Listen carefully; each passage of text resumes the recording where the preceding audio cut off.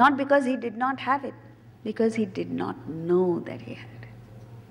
And this is the case with all of us. We have not just diamonds, we have infinity within us. And we don't know it. How stupid can we get? That's why throughout the scriptures he keeps saying, knowledge is all that you need. In the Atmabodha composition by Shankaracharya, he says, knowledge alone will take care of all your problems. But that's the only thing you don't want. That's the problem. So, because of this ignorance, as long as you are ignorant of your fullness, all kinds of thoughts will come to you. And an asuric person is getting after these desires, so there are so many desires and you get confused. These are all conflicting desires. It's like you have a desire to go to a music concert and desire to do something else at the same time. How can that be? You can only do one thing at a time. And so because of these conflicting desires pulling you in different directions, you get bewildered by it and you get enmeshed in the web of delusion. You get completely sucked in this vortex of delusion. And you get addicted to the gratification of desires. See, take a person whose focus is only on sense indulgence. This is what's happening in this city. We've lost all pretense of self-control. And so all that matters to us is, when are we going to see? The other day someone told me, very proudly, he said, I never miss a movie. This is the first time I heard of it. He says, first day, first show, I'm there. And you think it's an achievement? You've got to be totally useless. Because every week some new movie is coming up and you go first day, first show. I don't understand what difference it makes, whether you see the 100th show or the first show. It's all the same, right? Anyway, this is it. Then, food. You're just waiting for a new restaurant to come and the whole of Bombay goes there. And there are queues. For how long does it last? 10 days. After that, everyone's bored. Then the next excitement. And we're all focused on just sense gratification. The problem with this is, if there is uncontrolled indulgence in the senses, it leads to a stage of stalemate where having it does not give you pleasure anymore. But not having it gives you sorrow. So you end up in a situation where you don't get happiness any which way. But you get a lot of sorrow because something or the other gives way in the world. So if your car doesn't break down, the electricity snaps. If the electricity is there, then your gadget snaps. If your gadget is okay and electricity is okay and something else is okay, you're in ill health. Something or the other goes wrong in life. So you're unhappy about something or the other. This is the thing. Therefore, you fall into a squalid hell. But when you act selflessly, dedicated to a higher cause, even the slightest thing gives you immense pleasure. You see, why your happiness increase, why your joys increase, is because it's very simple. You learn the art of enjoying other people's successes. Today, you have to acquire something. You have to gain the benefit. Only then are you happy. But if your neighbor gets it, you are positively uncomfortable, unhappy. Yeah. If you're waiting, you're dying to get your daughter married, and your neighbor's daughter who's younger than your daughter, the neighbor comes and says, you know, I want to give you the good news, my daughter is engaged. You can't even hide your horror.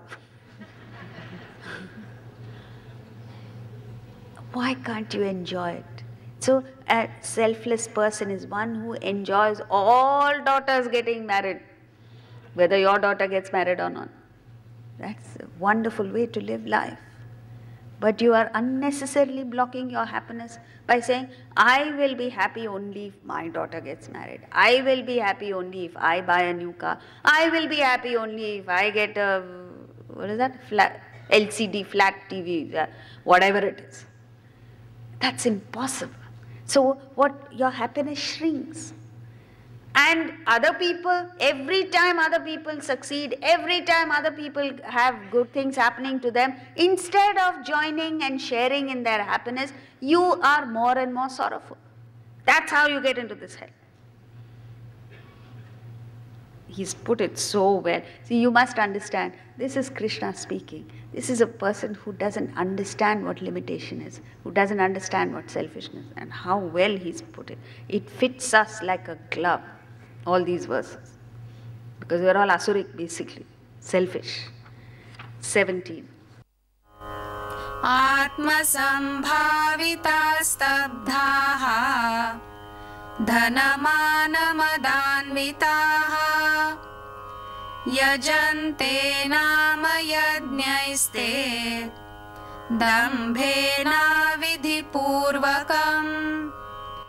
This is a very significant verse because the Asuric people even claim spirituality. So he says here, self-conceited, obstinate, filled with the pride and arrogance of wealth, they perform sacrifices in name, nama yajna, ostentatiously, contrary to scriptural mandate. So, even whatever little spiritual activity he does is only to glorify his own personality. You know, there are people who, let's say, build a temple. And then the temple is named usually the temple is named after the deity in the temple, like Lakshmi Narayan Mandir or whatever it is. Here, the temple is named after the person who's donated. How can you have a Patel temple? Patel is not a deity. It should be the Vishnu temple or some deity. They, even whatever little charity they do, first they ask, what is it called? How do I benefit from it? Where will you put my name? So one little bench on Marine Drive they contribute to, and one placard they want with their father's name or their name on it. And they don't understand. All passers-by come and spit pan on that, the name board. What satisfaction does it give you? Why can't you do real charity? So in other words, when you're giving money for that bench, you're really not doing it to facilitate other people. You're only doing it to advertise your name. This is not charity. This is not, that's why he said, contrary to scriptural mandate. How many people are there who do genuine charity because they feel that they need to do it, they feel they owe it to society? Nobody. So either you don't do charity at all, or if you do charity, the return that you want from it and the return that you extract from it is far more than the benefit that you give anybody. Atma sambhavitaha, conceited, you hold, and stubborn, obstinate. Obstinacy is a tamasic trait. You don't even want to listen to another point of view. And you must remember, there are heads of state, corporate heads, there are all people who are taking decisions, obstinately hanging on to things, and the impact is felt by thousands, millions of people down the road. Mana and mother, filled with pride and arrogance. There's a thinker who says, how far you go in life depends on your being tender with the young, compassionate with the aged, sympathetic with the striving, tolerant of both the weak and the strong. Why? Because someday in your life, you will have been all of these. This is it. And then, yajante nama yajnaihi, they sacrifice, they perform sacrifices, but only in name. The true meaning of yajna, they don't understand at all. Whatever little they do to show off. It's simple thing like 60th birthday. I mean, what is the big deal about 60th birthday? Full-grown people celebrating birthdays like children. Why can't you, on your birthday, for once in your lifetime, 60th birthday, because only once in your life you'll be 60. Do some charity for a change. To have weddings, I mean, ostentation has reached absurd limits. You see wedding cards that are given out nowadays, very soon they'll be made in gold. Completely disproportionate to the... This is one very important thing that the finance minister said in the course of this budget discussion, which is that growth must be inclusive, not exclusive. You can't say, I will become rich. Everyone else must be starving. A person who looks for inclusive growth is a person who is truly rich and wealthy. Where is this and where is Gandhiji? What a fabulous thing. The thought is what you must appreciate. The thought was, he saw when he decided to, when he came back from England, he realized that he did not really know the true India. He only knew the India of the cities, like all of us. I'm sure each one of us can say, I really don't know what the real India is. And so he decided to travel the length and breadth of India. And during his travels, he came across one lady who did not have a change of clothes. And that moment, he took a momentous decision, almost like Bhishma saying, I will not get married. He says, I will not wear proper clothes till every single Indian has enough to clothe himself. What a fantastic... Apparently the story goes, when Bhishma took the vow that I will not get married, you know the story, his father fell in love with a fisherwoman. And the fisherwoman's father was very smart. He refused to give his daughter in marriage to the king. So this man, Bhishma, the son, goes to the fisherwoman's father and says, what on, have you gone mad?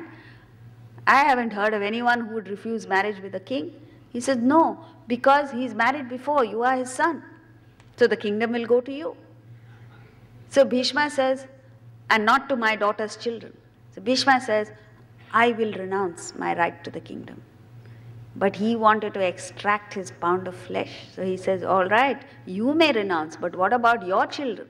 The rules were such that Bhishma's children would get the kingdom. So immediately there and then he took the decision and said, I vow not to get married. So there's no question of having any children or any threat to your daughter's children.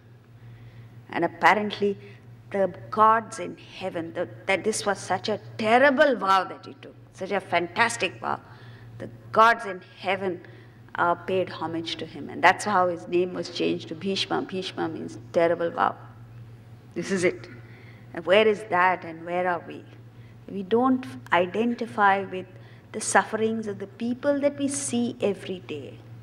Our own employees, our own servants, the driver. Simple thing like you go out to a party and dinner, that poor guy has to be alert because he doesn't know what time you're going to come out. He can't have dinner, he can't drink water, he can't do anything. I mean, what kind of slavery is this? Consideration for people less privileged than yourself is a very important aspect of spirituality. So, this is it. The true spirit, the true purpose of any spiritual exercise is to regain the knowledge of your own self, of your own divinity. So anything you do for a personal reward is totally contrary to the scriptures. One more verse we'll do. Ahankaram balam darpam kamam krodham cha samshritaha Mamatma paradeheshu pradvishantobhyasuyakaha. Possessed of egoism, power, insolence, lust and wrath, the malicious people hate me in their own bodies as well as the bodies of others.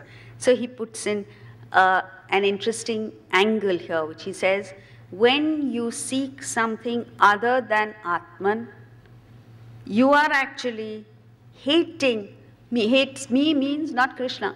Hate Atman. You're hating Atman within yourself, you're hating Atman in others as well.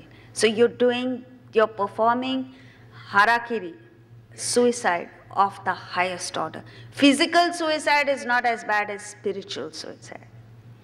So watch out, he says, for egoism, power, insolence, lust and wrath. So all the qualities of the demonic, we have in ample measure. And I'm not saying this to put people down, including me. All of us have some demonic quality or the other. And what you need to understand is even one or two demonic qualities pulls your entire personality down. Then it doesn't matter how many good qualities you have. So the thing to do is to identify with the best in you, operate out of the best in you, try and cultivate as many divine qualities as possible so that the demonic qualities, even though they are present in you, are not given an environment in which they can flourish. So they fade away, they wane away, they get destroyed. But now we're doing just the opposite. Not only do we have ample measure of demonic qualities, but we are operating out of the worst in us.